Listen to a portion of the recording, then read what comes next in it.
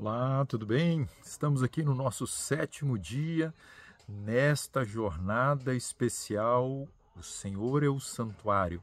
Como compreender esse processo? Olha, nós já estamos há alguns dias passando por algumas etapas especiais do edifício, do santuário, dos rituais, das cerimônias, do que ali acontecia, da adoração oferecida a Deus. E não está difícil de compreendermos porque Cristo é o Cordeiro, porque Cristo é a água da vida, porque Cristo é o pão da vida, porque Cristo é a luz do mundo, porque Cristo é o sacerdote, mediador, intercessor, o único entre Deus e os homens. E agora, então, você entende o que é? Não é um aspecto físico, é o ministério e a própria vida de Cristo. Por quê? Porque ele deu a sua vida, ele ofereceu a sua vida, morrendo na cruz para salvar o pecador. Agora nós chegamos ao lugar santíssimo, ao lugar mais especial do santuário, mais sagrado. Nós encontramos agora, então, neste lugar que poderíamos chamar a sala do trono de Deus, o lugar da glória de Deus, o lugar da presença de Deus. Ao adentrar aquele lugar, o sacerdote, de forma muito especial, diariamente ele ia, mas ele não entrava neste lugar, mas ele conseguia ver a luz brilhando lá dentro, meio ofuscado, é lógico, porque tinha cortina, e aquela luz era chamada o Shekinah, era a luz da presença de Deus. Olha o que o apóstolo Paulo fala, e eu quero lhe fazer um apelo para você ter esta experiência, para nós termos essa experiência diariamente. O apóstolo Paulo diz em Hebreus 4,16, acheguemos com confiança ao trono da graça, à presença de Deus. Pelos méritos de Cristo, nós podemos nos achegar a este lugar. Através da presença de Jesus, hoje, diariamente, como mediador, ele leva o nosso coração, a nossa petição, o nosso desejo de viver uma vida em conformidade com a vontade de Deus, ok? Mas agora precisamos compreender, está no capítulo 16 de Levítico, uma vez por ano, chamado o dia da expiação, o dia da purificação, o dia do juízo de Deus. Como que isso acontecia? Todos os dias, nós já vimos isso aqui. Todos os dias o sacerdote levava para dentro do santuário a culpa, a confissão e do pecador. E isso era transferido para dentro do santuário. Como ele aspergia na direção da tampa do propiciatório que estava sobre a arca, ou sendo a base para que tivesse a presença de Deus, o Shekinah, então simbolizava que caía sobre Cristo a culpa. E foi mesmo o que aconteceu, e nós lemos aqui em Isaías 53, ele tomou sobre si a nossa culpa, as nossas enfermidades, e Cristo então recebe a condenação que nós merecíamos, ok? Este era o lugar mais sagrado, chamado lugar santíssimo. Poderíamos dizer o centro do comando de Deus, era onde acontecia também o juízo de Deus no santuário terrestre, no caso o dia da expiação, e que acontece hoje diariamente no santuário celestial. Importante nós atentarmos para isso. Primeiro eu quero lhe convidar para Jeremias. No capítulo 17, Jeremias vem agora e ele fala a respeito do trono de Deus. Precisamos compreender aquele lugar como o lugar do trono, a sala do comando de Deus. E Jeremias, no capítulo 17 e o versículo 12, ele diz o seguinte: trono de glória, enaltecido desde o princípio, isso quer dizer desde sempre, é o lugar do nosso santuário. De quem? Verso 13. Ó Senhor, esperança de Israel. É Jesus Cristo. Por quê? Porque Jesus é o Emanuel, é o Deus conosco, é a grande esperança de salvação do povo de Israel. Então não se esqueça, Cristo é o Emanuel, Cristo é o Deus conosco, Cristo é aquele que está sentado no trono. Não se esqueça, temos o trono de Deus, onde no centro está Deus o Pai, onde à direita está Jesus Cristo, onde à esquerda está o Espírito Santo. Hebreus diz, quando Cristo morreu, ele ascendeu aos céus e ele assentou-se à destra de Deus, à direita de Deus. Ok? Primeiro, ele foi fazer a mediação, assim que ele ascendeu aos céus, após a ressurreição. E depois, em 1844, Jesus começou agora o processo chamado o juízo investigativo. Mais à frente nós vamos ver Daniel 8 e o versículo 14. Agora eu quero lhe convidar para entender. Primeiro, quando o sacerdote, no dia da expiação, capítulo todo de Levítico, eu não vou ler com vocês, eu vou dar como dever, como tarefa, capítulo 16 de Levítico, é todo o processo chamado dia da expiação, era um dia só, era o dia da purificação do santuário. Por quê? Porque o santuário era contaminado diariamente quando se aspergia. Era essa uma contaminação espiritual, porque era transferido para dentro a culpa do pecador. E agora, então, uma vez, o sacerdote ia fazer a purificação do santuário. Vamos ver um pouquinho mais à frente sobre isso aqui, ainda hoje, ok? É muito importante nós atentarmos. Então vamos lá. Ali naquela sala tinha uma luz, era o maior impacto, era símbolo da presença de Deus. Shekinah vem da raiz Shakam.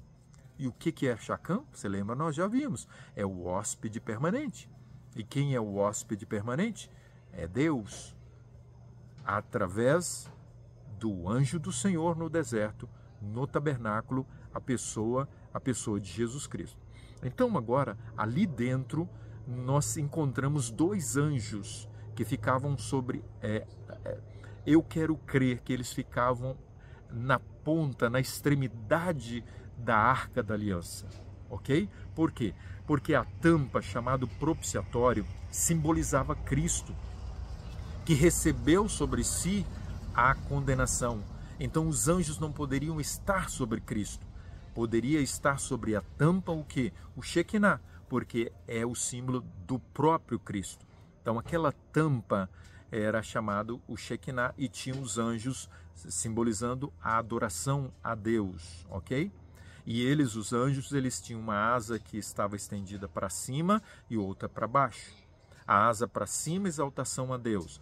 O rosto curvado na direção da tampa do propiciatório, na direção do que tinha dentro. Nós vamos ver daqui a pouquinho a lei de Deus, reverência para com a lei de Deus, que é o transcrito do caráter divino.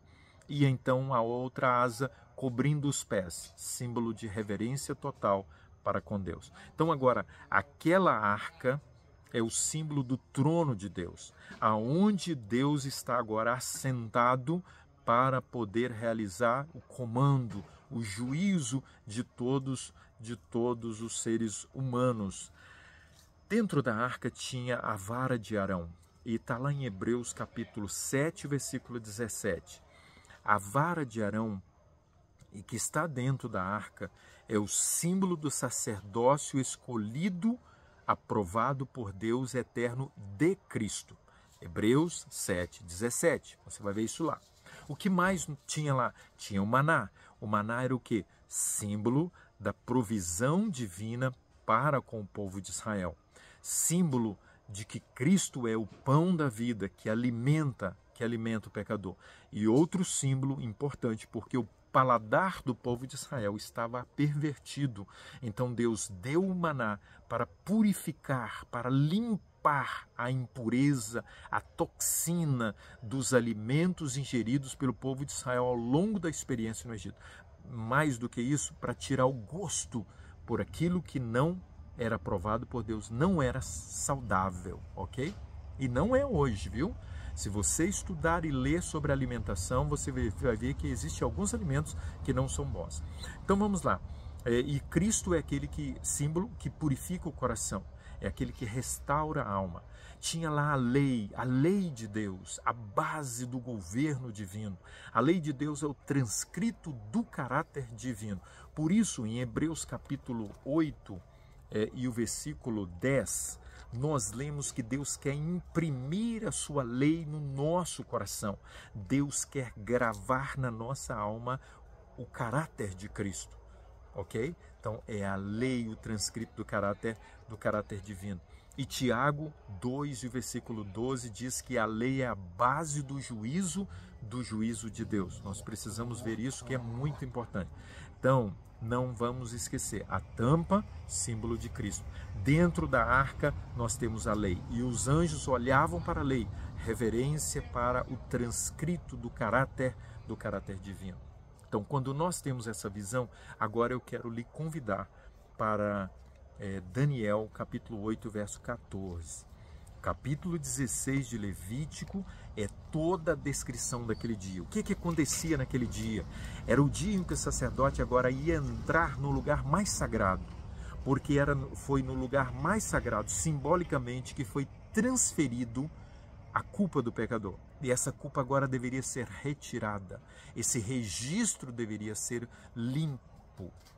Deveria limpar esse registro que estava lá dentro do lugar santíssimo. Então, o que acontecia? 2 bodes eles pegavam, está no capítulo 16. Um bode, aí era lançada a sorte. O bode que seria para Deus e o bode que seria para Azazel.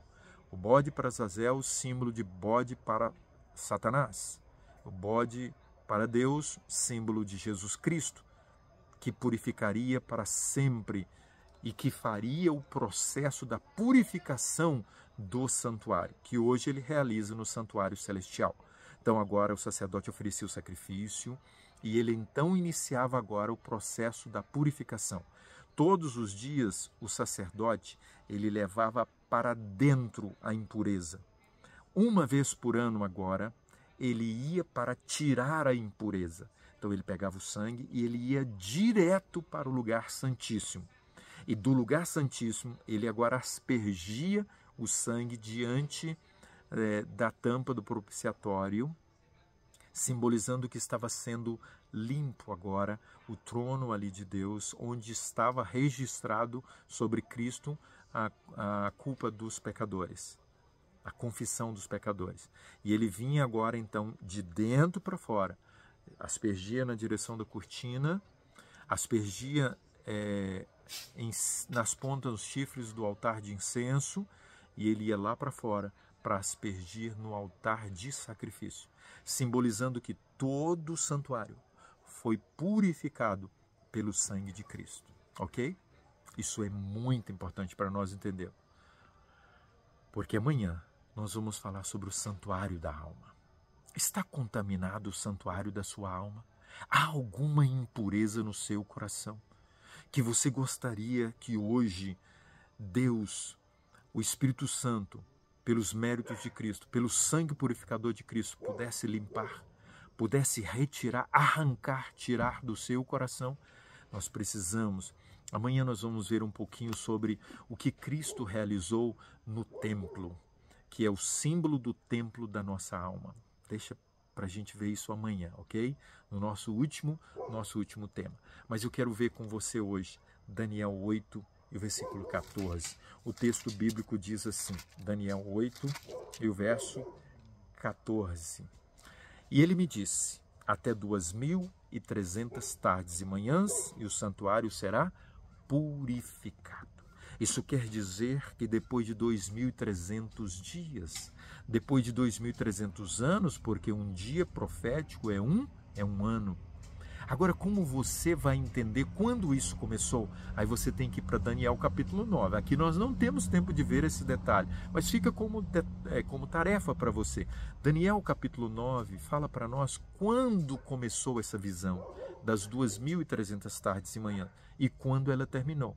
ela terminou no dia 22, aliás, ela se cumpriu para o início dessa profecia no dia 22 de outubro de 1844, quando Cristo agora, como função, ele passa do lugar santo para o lugar santíssimo para exercer o juízo de purificação, o juízo de investigação, a purificação do santuário. Amanhã a gente fala um pouquinho mais sobre isso, tá bom? Vamos orar? Senhor, toma o nosso coração. Muito obrigado porque podemos achegar ao trono da graça, esse trono maravilhoso que está no lugar santíssimo. E ali então, diante de Deus o Pai, através de Jesus, nós podemos clamar pela bênção, pelo perdão, pela restauração das nossas vidas, no nome de Jesus. Amém. Grande abraço.